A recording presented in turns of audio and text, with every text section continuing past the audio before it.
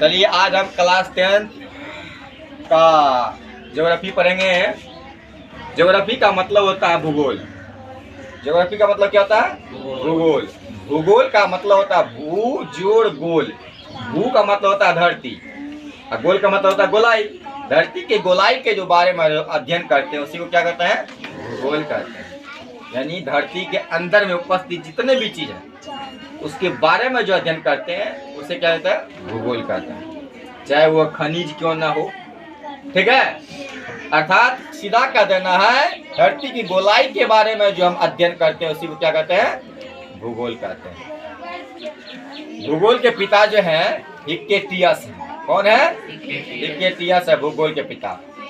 चलिए आगे बढ़ते हैं।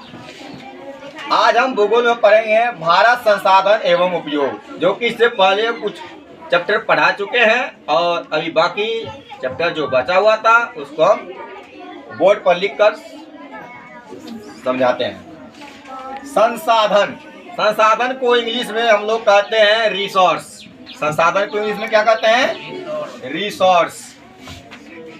री प्लस सोर्स। री का मतलब होता है पुनः, सोर्स का मतलब होता है स्रोत। सोर्स का मतलब क्या होता है? स्रोत। स्रोत का मतलब होता है साधन। ठीक है। शाब्दिक अर्थ, प्राकृतिक स्रोत से किसी वस्तु को प्राप्त कर उसकी उपयोगिता को बढ़ाना क्या कहलाता है? संसाधन कहलाता है। ठीक है। संसाधन को इसमें क्या कहते हैं? रिसोर्स कहते हैं। इसी में पूछ देगा रिसोर्स में री का मतलब क्या होता है? पुनः।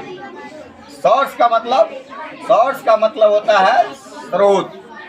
SOURC, सोर्स इसको पढ़ाता है, मतलब स्रोत। अब आगे चलिए।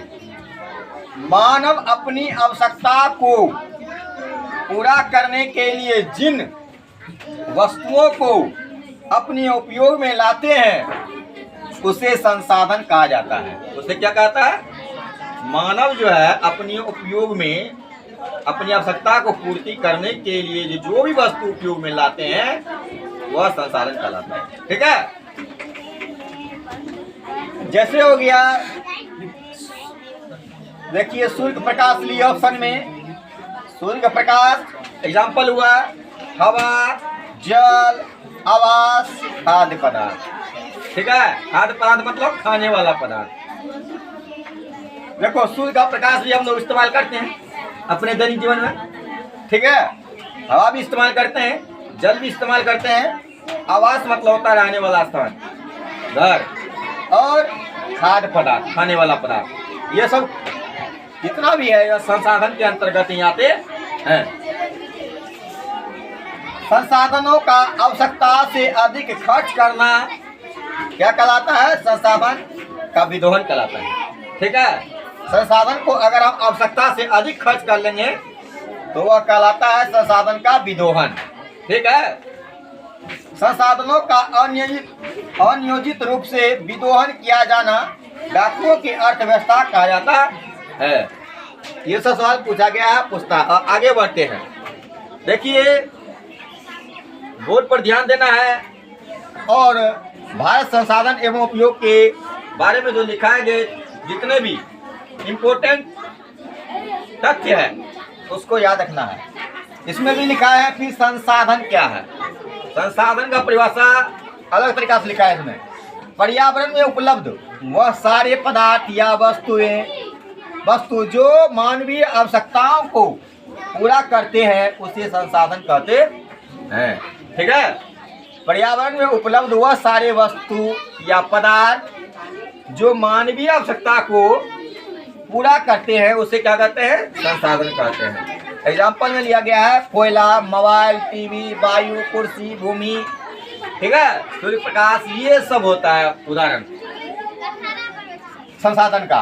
देखिए संसाधन दो प्रकार के होते हैं। ठीक है, ध्यान से देखना है। संसाधन कितने प्रकार होते हैं? दो प्रकार के होते हैं। एक होता है प्राकृतिक संसाधन, दूसरा होता है मानव निर्मित संसाधन। प्राकृतिक संसाधन का मतलब होता है वैसा संसाधन जो प्राकृतिक से प्राप्त हो, जिसमें मानव का कोई योगदान नहीं है। ठीक है। ऐसे संसाधन जो प्राकृतिक से प्राप्त हो जिसको बनाने में मानव का कोई योगदान नहीं हो उसे प्राकृतिक संसाधन कहते हैं। जैसे हो गया जल, पर्वत, हवा, लकड़ी, मिट्टी, ठीक है, ये सब हो गया प्राकृतिक संसाधन या सूर्य प्रकाश, ठीक है। इसमें मानव का कोई योगदान नहीं है।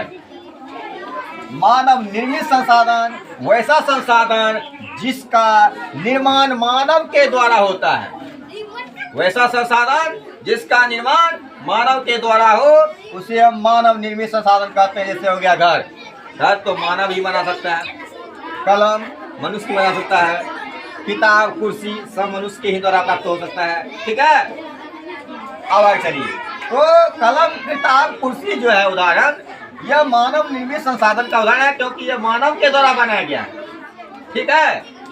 आगे चलिए, उत्पत्ति के आधार पर संसाधन दो प्रकार के होते हैं।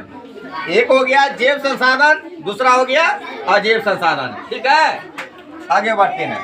जैव संसाधन क्या होता है इसको ध्यान से हम समझेंगे। जैव संसाधन वैसा संसाधन जो जीवित प्राणी, पेड़ पौधों और जानवरों से प्राप्त होते हैं, वैसे संसाधन को जैव संसाधन कहते हैं, ठीक है। इसको कैसे पढ़ना है? वैसा संसाधन जो जीवित प्राणी, पेड़ पौधों और जानवरों से प्राप्त होते हैं उसे जैव संसाधन कहते हैं। एग्जाम्पल के लिए लिया जाए तो मछली, कहीं कहीं मत्स्य लिखा रहता है, ठीक है। मनुष्य, कहीं जगह लिखा रहता है मानव, याद रखना। वनस्पति, पशुधन, प्राणी इत्यादि, इतिहास मार दिए। ये सब किसका उदाहरण हो गया?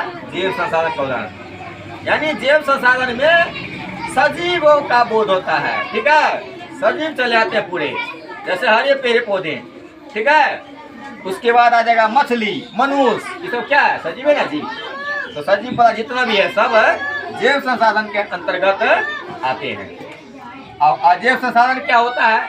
अजैव संसाधन जो होता है निर्जीव वस्तुओं के समूह को अजैव संसाधन कहते हैं। निर्जीव वस्तुओं के समूह को अजैव संसाधन कहते हैं। एग्जाम्पल लिया जाए तो वह है खनिज और चट्टान, चट्टान, खनिज एवं धातु, ये सब हो गया अजैव संसाधन के उदाहरण। पूछा जाता है सवाल, अजैव संसाधन का उदाहरण कौन है? तो लिख देना है खनिज, धातु, चट्टान, ये सब अजैव संसाधन का उदाहरण है। आगे बढ़ते हैं। उपयोगिता के आधार पर संसाधन दो प्रकार के होते हैं।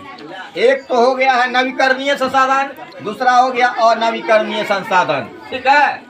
नवीकरणीय संसाधन और नवीकरणीय संसाधन, ये उपयोगिता के आधार पर संसाधन को दो भागों में बांटा गया है। आगे चलते हैं। नवीकरणीय संसाधन, तो नवीकरणीय संसाधन वैसे संसाधन जिन्हें भौतिक, रासायनिक या यांत्रिक विधि द्वारा पुनः प्राप्त किए जा सकते हैं उसे नवीकरणीय संसाधन कहते हैं। जिसको पुनः हम प्राप्त कर सकते हैं उसे नवीकरणीय संसाधन कहते हैं, या चक्रीय संसाधन कहते हैं, या पुनः पूर्ति योग्य संसाधन कहते हैं। तीन नाम है। जैसे हो गया सौर ऊर्जा, पवन ऊर्जा, जल ऊर्जा, वन्य प्राणी, ये सब उदाहरण किसका है? ये सब है नवीकरणीय संसाधन का उदाहरण है। समझ गया ना? आगे बढ़ते हैं। अनवीकरणीय संसाधन क्या होता है? अनवीकरणीय संसाधन वैसा संसाधन जिन्हें खोकर पुनः प्राप्त नहीं कर सकते हैं या प्राप्त करने में कई लाखों वर्ष समय लग जाते हैं, उसे क्या कहते हैं? अनवीकरणीय संसाधन कहते हैं। जैसे लिया जाए तो जीवाश्म ईंधन, एग्जाम्पल के लिए कोयला, पेट्रोलियम, ठीक है। कोयला को प्राप्त करने के लिए कई लाखों वर्ष समय लग जाते हैं, इसीलिए कोयला, पेट्रोलियम, जीवाश्म जितना भी है इसका एग्जाम्पल अनवीकरणीय संसाधन के अंतर्गत आते हैं। यह सब जो एग्जाम्पल लिए हैं कोयला, पेट्रोलियम, ये सब अनवीकरणीय संसाधन के उदाहरण हैं। हर साल पूछाता है नवीकरणीय संसाधन अनवीकरणीय संसाधन में अंतर बताइए, तो कभी पूछ सकता है प्राकृतिक संसाधन या मानव निर्मित संसाधन में अंतर लिखे। आज सोशल साइंस का एग्जाम है, आज जरूर पूछेगा, ठीक है। इसीलिए हम लोग पहले से ही याद करके रखेंगे ताकि आगामी बिहार बोर्ड परीक्षा में सही से लिखकर चलिए। ठीक है, धन्यवाद।